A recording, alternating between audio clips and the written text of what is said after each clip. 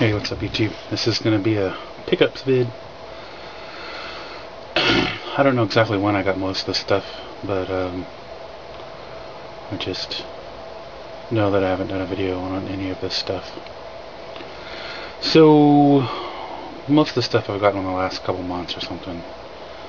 And I guess we'll start out with PS2 games. I got Tales of Legendia, which is cool, part of the Tales series. I also got a rare PS2 Tales of the Abyss, which is cool. GameStop sells these for 20 bucks. They don't last very long in the store. You can see it's all in there. Apparently this is a rare PS2 game because of just production numbers. Published by Bandai Namco. This game you can find pretty much anywhere, but I needed it for my Shining collection, Shining Force EXA, which is cool. Then we'll do some 5200 games. I don't pick these up that often because the ones I do find I usually already have. But I got Kaboom for 5200. Pingo for 5200. Miss Pac-Man for 5200. Countermeasure for 5200. And then this game I've been wanting a long time, and it doesn't show up that often, for me at least. I do want it in the case and the box and with instructions, but I didn't find it that way. And this was $6, but it was worth it, and that is Streets of Rage 3. It's probably my favorite Streets of Rage game, just because there's so many different characters, and the fighting system is cool, and the music is just ridiculously insane cool. I would like it to be on like a, like a Sega All-Stars or a Sega arcade pack or something, but I haven't found it on that. I found Streets of Rage and Streets of Rage 2, but not 3. I'm probably missing it. It's probably out there. And then I couldn't remember if this was part of one of my pickups, but this is an awesome fighter game called Street Smart. I might have done this one before, I can't remember. But this is one of the best fighter games. I mean, the fighting system is kind of weird, but the arcade is probably better.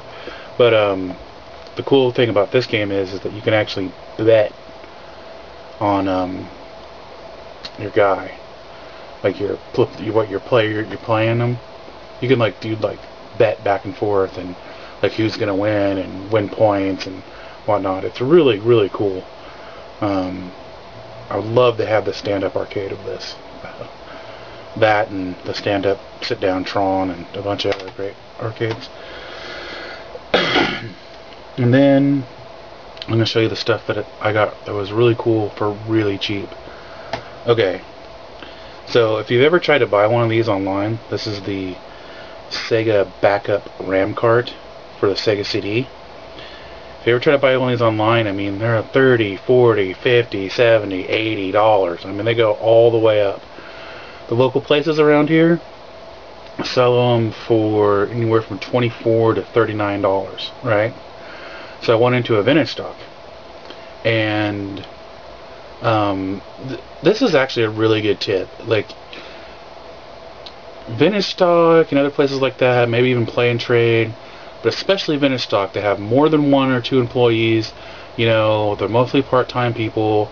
They're mostly younger kids, and they don't really know what's what and what's going on, and they'll get lazy, and they'll just, lazy or they're uninformed. I mean, I'm not dissing any vintage stock employee. You guys are all awesome, but sometimes you make mistakes that benefit gamers like me. So I had seen this at vintage stock before, and it was $24. So when I went there and I saw it just sitting on the shelf, they usually have it in the cabinet, and I was like, what? And I looked at it and I turned it around, and this was the price, 99 cents. It's marked as bulk video game. 99 cents. This is probably one of the best scores I've gotten all year. Okay, that's saying a lot, but but this is awesome. I could not believe it was only 99 cents. And it works fine, it works perfect, and I have games saved on it, I have Shiny Force CD saved on it, I have Sonic CD saved on it, I have Vey, I think I have Dark Wizard and Lunar, and I mean, it's awesome. So that was 99 cents, so that's awesome. So then I go back to vintage stock, and this is a different vintage stock. This is the vintage stock north of me. I have, as I said before, I think I have 5 vintage stocks around me, because I think they're just opening another one way north of me, but they're all within 30 or 40 minutes of me. So the 5th vintage stock is opening up in north of me, which is cool. It's opening up in the rich town, and that's where there's a play and trade up there too. And when I go up the play and trade, they have all kinds of crazy stuff.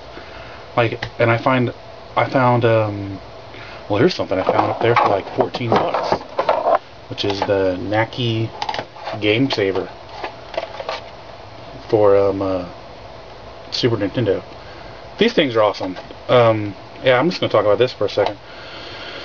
If you don't know what this is what this does is you put this part into your Super Nintendo, you put the game you want to play right here, you take this power cord and you put it into the back of the Super Nintendo, and you take your Super Nintendo power cord and you put it right here. And if you want, for any odd reason, you can put batteries in it too. But what this does is, I think you have to play, I don't remember exactly what buttons you push. I think it's select and right button to save, and select and left button to load, or vice versa. But it will save a Super Nintendo game anywhere in the game. Anywhere in the game. It's really great for like RPGs, you know, that don't have great saves, or if you're looking for a save point and you're wandering around for hours. It's good for, like, I use it for Contra 3 because, you know, I mean, there's a lot, that game's hard, you know. So, and then just anything, any game you want, and it'll save, and it's awesome. They're really cheap. I mean, this is $14.99. It's perfect condition. They didn't come with box and stuff, but I think you can still get them online for like 20 bucks or something. They're really worth the money. But let's get back to the other score. So I went into another vintage stock, and they had something in there for $4.49 that they usually sell for, I believe, $40. And that is the Sega Saturn CD backup RAM, which is awesome because I needed this because my Saturn is getting full. I mean, it's got Panzer Dragoon Saga and Panzer Dragoon. Actually, Panzer Dragoon you can't save on. But I mean, it's got all Rampage and all this other stuff. But I had before, I had the Action Replay. And this is another thing I bought for $4 at vintage stock. Now, that's really weird. Because, I don't know, there's just different things at vintage stock, okay? So I have the Action Replay for PlayStation 1. Right? And I paid $1.99 for it at vintage stock. And then for the Game Genie version, which is Action Replay and Game Genie, the codes go back and forth and swap out. They're almost identical. But the Game Genie version, they want $20 for.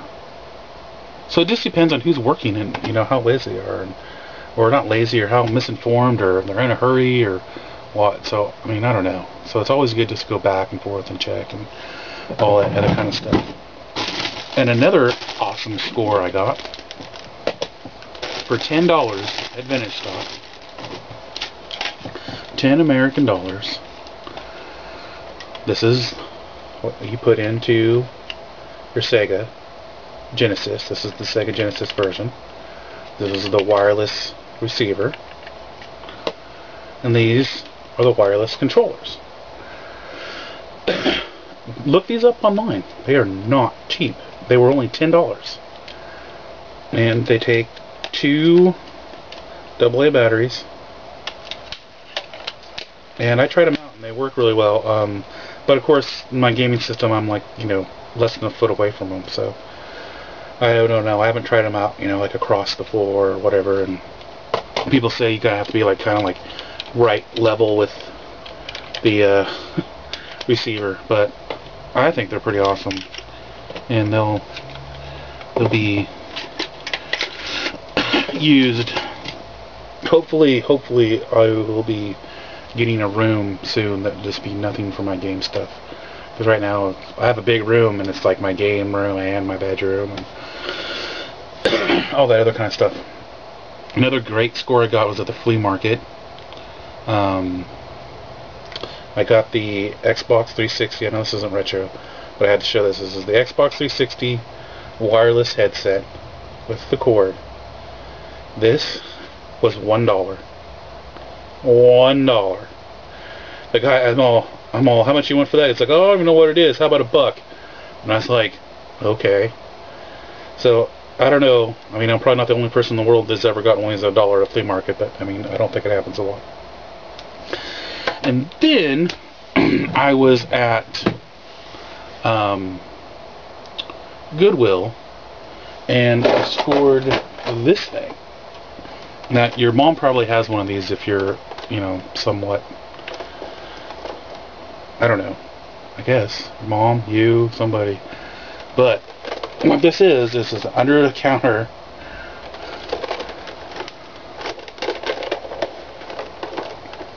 It's an under the counter DVD player, TV, radio, CD player, DVD player, whatever.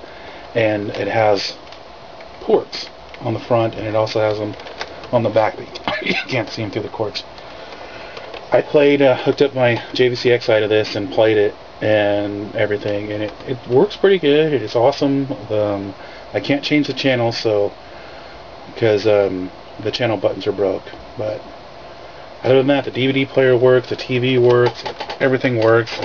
It's made by GPX. It doesn't have very good reviews, but I'm thinking that since I'm not going to keep it in the kitchen where there's lots of moisture and all kinds of other stuff, that it might last me longer than some of the people on there. And, you have to be careful with it. I mean, it's a cheap piece of crap, really. But if it was working, it's a really great piece of crap. And so I'm going to mount that probably in my game area someplace, and just have that little flip down screen to play whatever on, watch a DVD or whatever. Have it hooked up next to my bed, or something. But it was only $14.99, so it's not bad. And it was a half off something. I remember getting a discount on it. I can't remember how much it was, but it was pretty cool. So those are all my recent pickups. I'm probably missing something. I know I always say that, but I mean, literally every week I usually pick something up, even if it's only $1 or 25 cents or something, keep my addiction going.